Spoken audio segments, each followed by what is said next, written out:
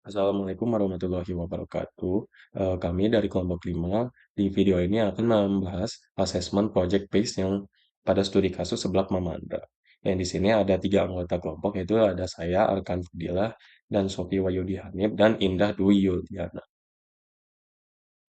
Yang pertama ada profil perusahaan. Seblak Mamandra ini merupakan usaha kuliner rumahan yang berdiri pada akhir 2019 dan menyajikan seblak khas Sunda dengan rasa autentik. Berawal dari dapur kecil saat pandemi, usaha ini berkembang berkat harga terjangkau dan kualitas rasa yang konsisten, menawarkan seblak basah dan seblak kering sebagai produk utamanya. Yang selanjutnya yaitu PES and Forecast. Yang pertama ada PES, yaitu yang pertama muncul banyak UMKM sejenis sebagai kompetitor. Yang kedua cuaca sering hujan plus meningkatkan permintaan makanan hangat. Yang kedua ada Forecast, terdiri dari rencana perluas variasi produk, yaitu topping baru, minuman pendamping, dan menu yang inovatif.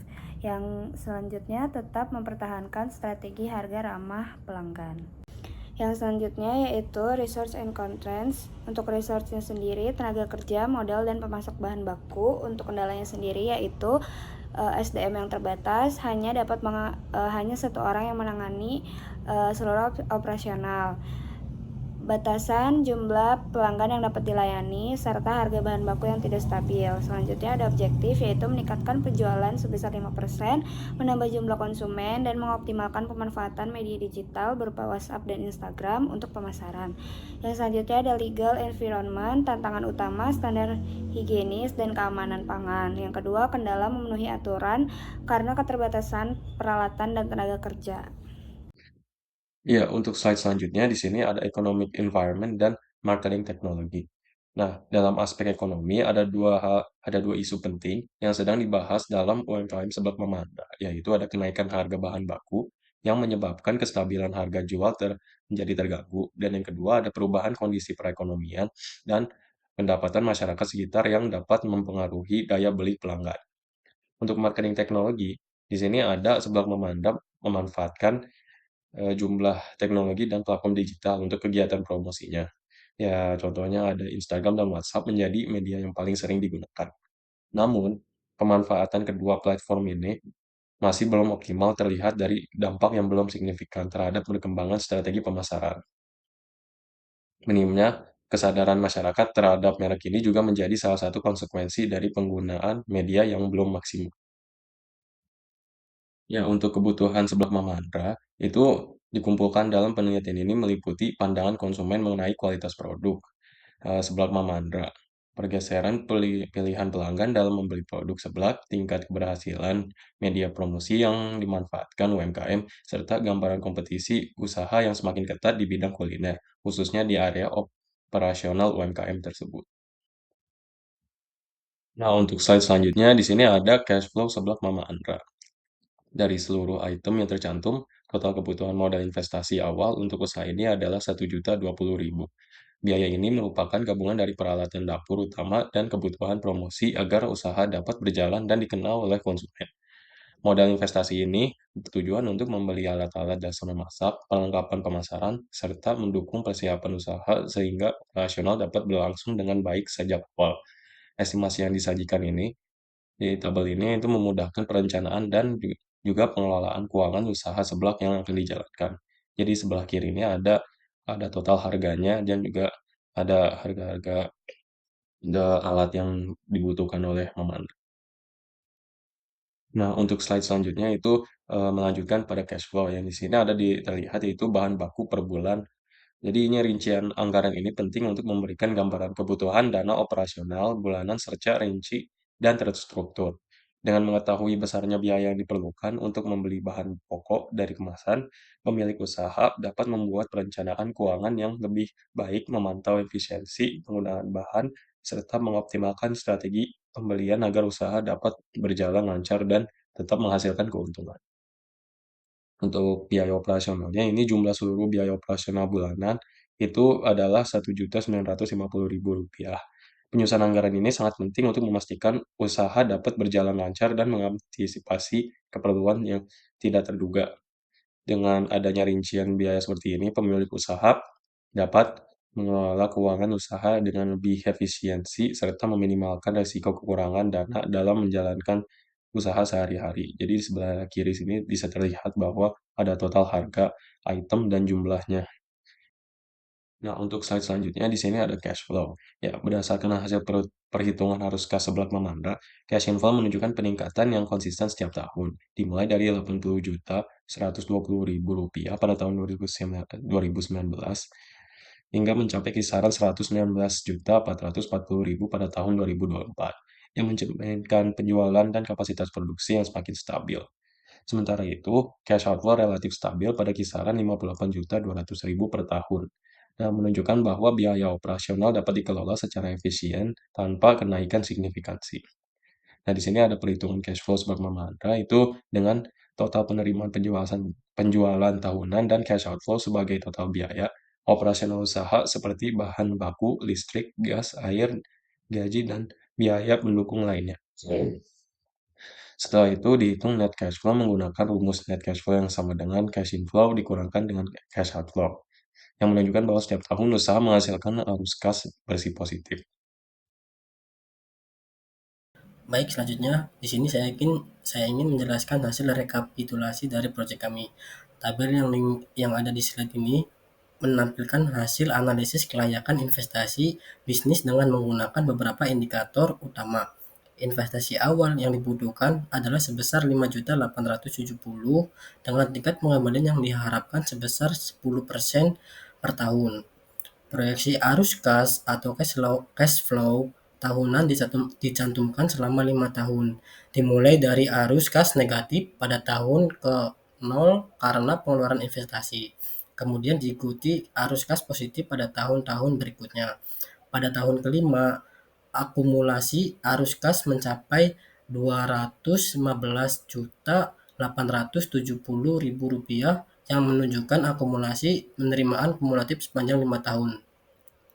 Dari hasil perhitungan diperoleh periode pengembalian modal atau payback period selama 4,52 tahun, nilai tambah investasi dapat dilihat pada net present value atau NPV sebesar 154.274.271 perak, yang menunjukkan bahwa proyek ini layak secara finansial karena NPV bernilai positif internal rate of return (IRR) tercatat sebesar 405%, jauh melebihi tingkat pengembalian yang diharapkan sehingga usaha tergolong sangat menguntungkan. Indeks profitabilitas sebesar 27,28 semakin mengukuhkan potensi keuntungan yang sangat tinggi dari investasi pada bisnis ini. Baik, selanjutnya pada slide ini menjelaskan tabel rekapitulasi menyajikan hasil akhir analisis kelayakan investasi untuk proyek X berdasarkan beberapa indikator utama. Periode pengambilan investasi atau payback period tercapai dalam waktu 4,52 tahun yang merupakan waktu yang relatif singkat untuk usaha berskala kecil hingga menengah. Selain itu, net present value atau NPV sebesar 154.274.271 perak. Menunjukkan hasil positif sehingga proyek ini dikategorikan layak untuk dijalankan. Indikator lain seperti internal rate of return atau IRR yang mencapai 405% dan profitability index sebesar 27,28 memperkuat kesimpulan bahwa proyek ini sangat potensial dan layak untuk diinvestasikan. Kriteria penilaian pada tabel juga menegaskan bahwa nilai IRR jauh di atas expected return atau IR, sehingga proyek memenuhi syarat kelayakan investasi dan indeks profitabilitas yang sangat tinggi memberikan keyakinan tambahan pada kelayakan bisnis. Baik, selanjutnya pembahasan. Berdasarkan hasil rekapitulasi pada poin 2.3 dapat dilihat bahwa usaha seblak Mama Andra menunjukkan potensi investasi yang sangat menjanjikan dari sisi keuangan. Dengan investasi awal sebesar Rp5.870.000, usaha ini mampu menghasilkan arus kas positif tiap tahun, sehingga mampu mencapai akumulasi arus kas sebesar Rp215.870.000. Dalam 5 tahun beroperasi, periode pengembalian modal payback period sebesar 4,52 tahun menandakan bahwa modal awal dapat kembali dalam waktu yang relatif singkat untuk usaha berskala UMKM. Selain itu, nilai net present value atau NPV sebesar Rp154.274.271 dan internal rate of return atau IRR sebesar 405%, menunjukkan hasil positif yang sangat signifikan dibandingkan tingkat pengembalian yang diharapkan, yaitu 10% per tahun. Profitability Index yang mencapai 27,28 semakin memperkuat kelayakan proyek ini dari sisi profitabilitas, bahkan jauh melampaui batas minimum kelayakan investasi.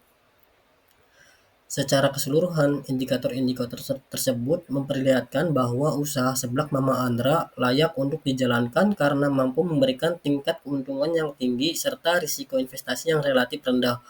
Proyeksi keuangan yang sangat positif ini diharapkan bisa menjadi daya tarik utama bagi calon investor atau pihak yang tertarik untuk mengembangkan usaha di bidang kuliner, khususnya produk lokal berbasis UMKM.